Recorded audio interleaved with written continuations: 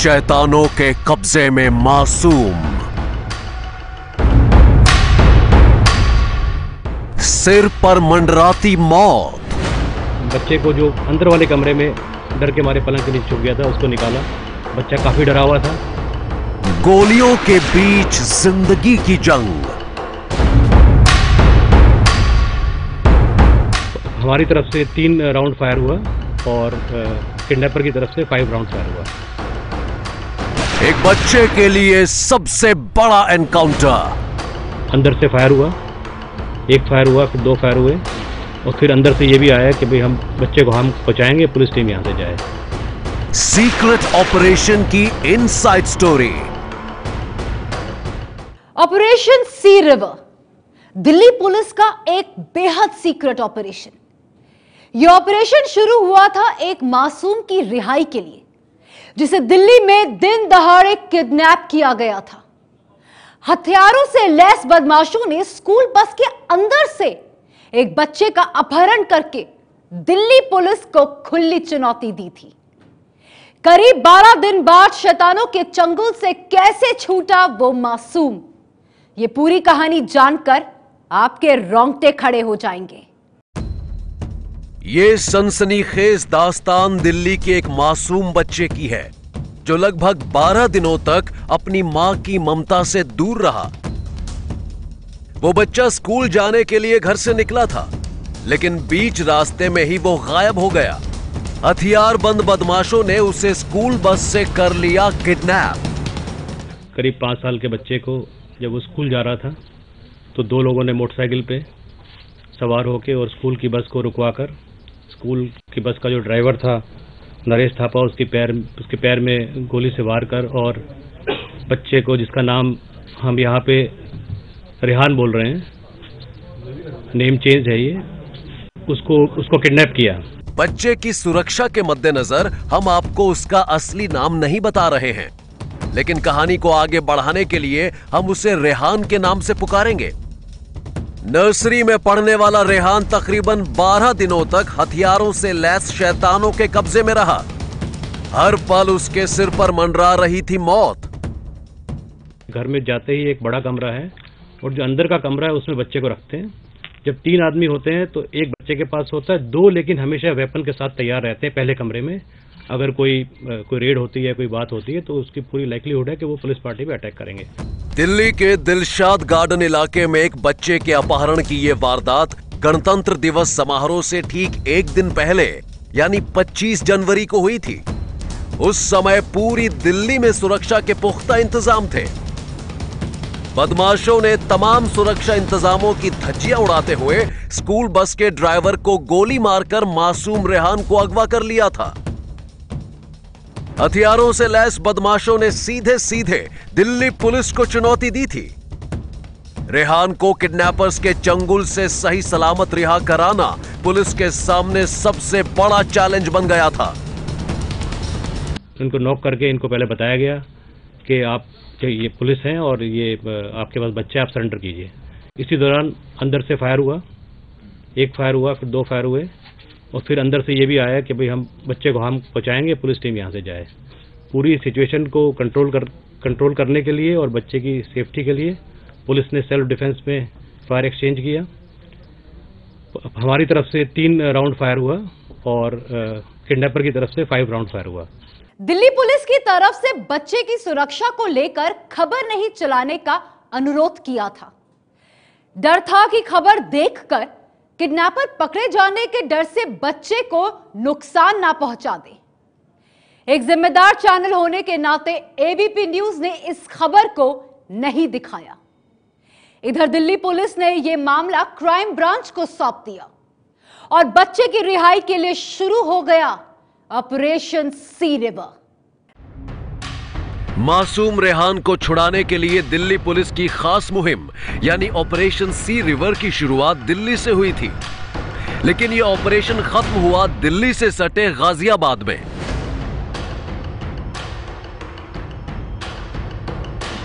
Delhi police की मंजिल थी गाजियाबाद के साहिबाबाद इलाके में बने शालीमार सिटी अपार्टमेंट में। सोमवार को आधी रात के बाद दिल्ली पुलिस की क्राइम ब्रांच और यूपी पुलिस की एक स्पेशल टीम ने इस अपार्टमेंट को अपने कब्जे में ले लिया। जब मैम दिल्ली पुलिस की टीम आई थी तो उन्होंने मेरे पीछे गन लगाई और उन्होंने कहा कि यहीं खड़े रहो और जो मोबाइल है वो जमा कर दो, क्योंकि फोन से क्या होता तो आप उनको भगा दो। तो उन्होंने हमारे फोन वोन जमा कर लिए। 2-4 पुलिस वाले आए थे, वो शादी वर्दी में थे, लेकिन उन्होंने जैसे इंटर अकाउंट किया मेरे को बोला कि आप अंदर जाओ, जल्दी जाओ, अंदर जाओ। मुझे नहीं पता कि क्या हो रहा था उस समय। फिर बाद में दूसरा कोई पुलिस वाला आया, उन्होंने बताया कि इनकाउंटर हुआ यहाँ। दरअसल पुलिस के पास पुख्ता खबर थी कि दिल्ली से किडनैप किए गए मासूम रेहान को शालीमार सिटी अपार्टमेंट के फ्लैट नंबर 505 में कैद करके रखा गया था। सीक्रेट ऑपरेशन पर निकली पुलिस टीम ने इस अपार्टमेंट को घेर लिया और देखते ही देखते यहां शुरू हो गई अंधाधुंध फायरिंग। इस वक्त हम उस फ्लैट के अंदर मौजूद हैं जहां पर दिल्ली पुलिस ने एनकाउंटर के बाद बच्चे को सकुशल बरामद कर लिया है और यहां पर एक पूरा एनकाउंटर चला। आपको बता दें कि नितिन नाम का जो बदमाश है उसको दिल्ली पुलिस ने पहले पकड़ लिया था। नितिन ने बताया कि बाकी और जो बदमाश है वो इस फ्लैट के अंदर छिपे हुए हैं। जब पुलिस यहां पर पहुंची और दरवाजे को खुलवाने की कोशिश की तो बदमाशों ने अंदर से फायरिंग कर दी। आप ये फायरिंग के निशान देख सकते हैं, ये गोलियों के निशान है, अंदर से हुई फायरिंग। इसके बाद पुलिस ने जवाबी कार्रवाई की और बदमाश को गोली मारी। जो गोली बदमाश को लगी उसके बाद पुलिस यहां से अंदर दाखिल हुई और बच्चे को इस वाले कमरे से, जो सामने आप कमरा देख रहे हैं, बच्चे को इस कमरे के अंदर से पुलिस ने सकुशल बरामद किया। 12 दिन से बच्चे को यहीं पर इस कमरे में रखा गया था। फ्लैट नंबर 505 के चप्पे चप्पे पर एनकाउंटर के निशान मौजूद हैं। यहां पुलिस और किडनैपर्स के बीच लगभग घंटे भर तक फायरिंग हुई।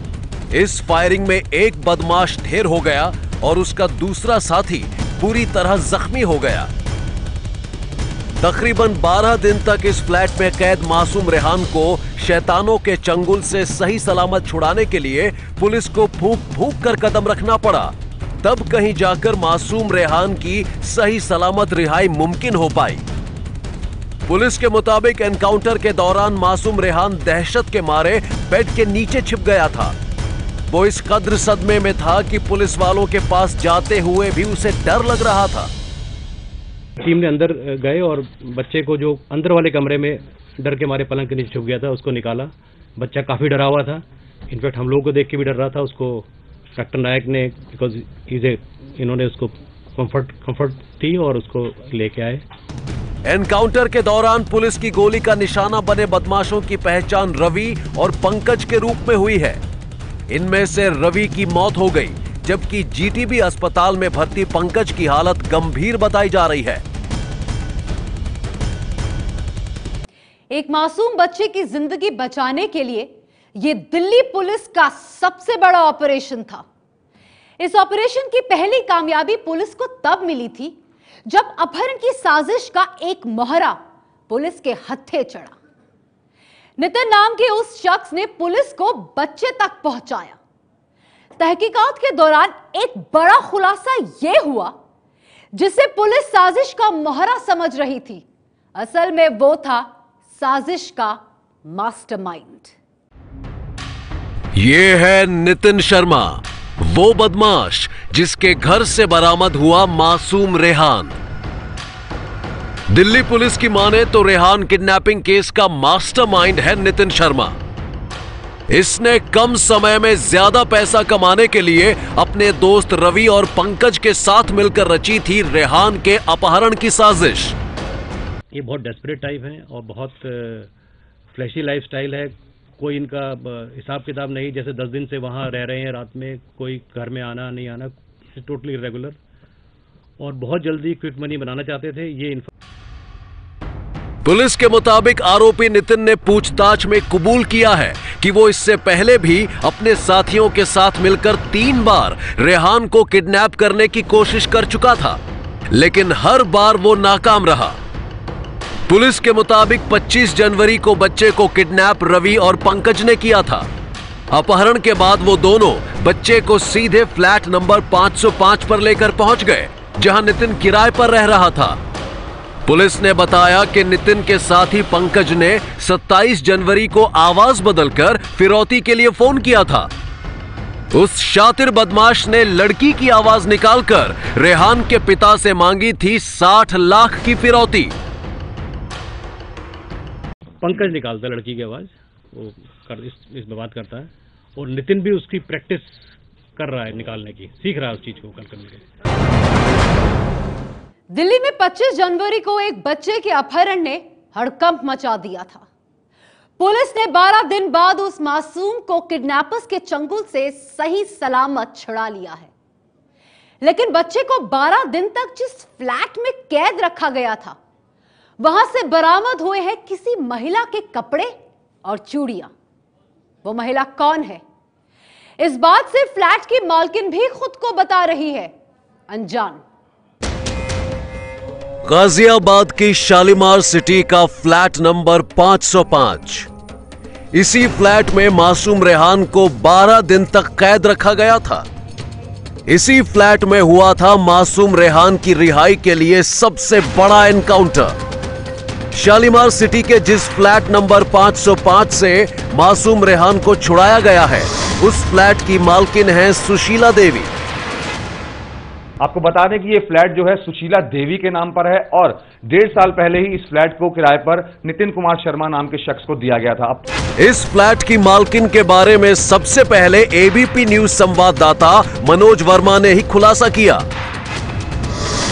इसके बाद हमारी एक टीम ने फ्लैट की मालकिन सुशीला देवी से बात भी की।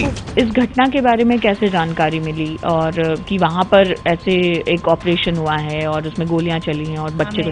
एक मनोज सर है एबीपी से, जो उनका सुबह कॉल आया है, तो उन्होंने मेरे हस्बैंड को फ़ोन किया सुबह मॉर्निंग में, तो उन्होंने बताया कि ऐसे ऐसे आपके फ्लैट पे ऐसा हुआ।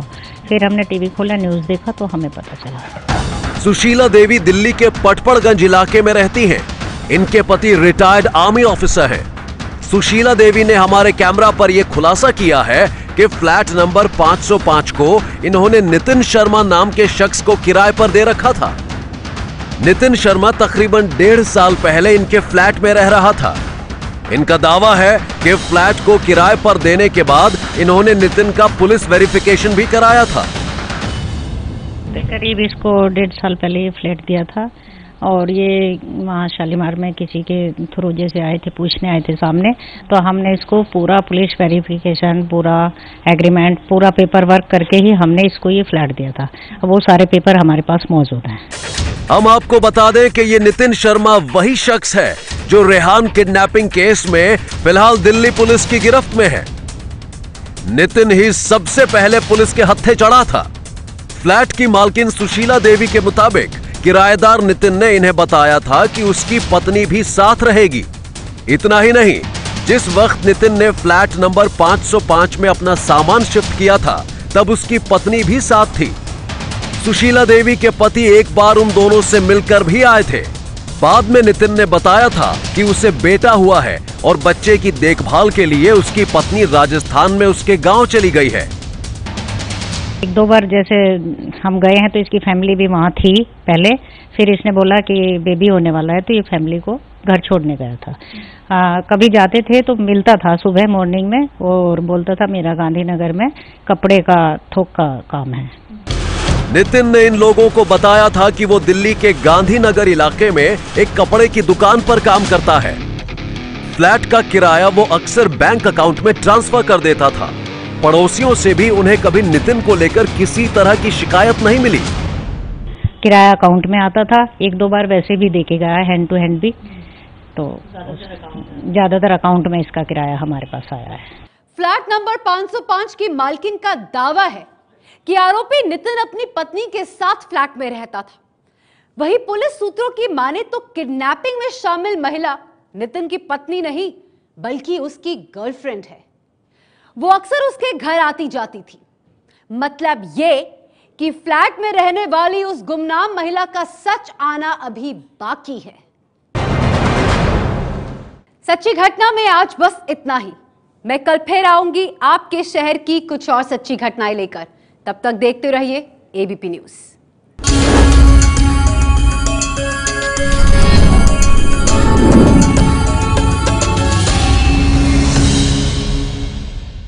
ये है एबीपी न्यूज, आपको रखे आगे।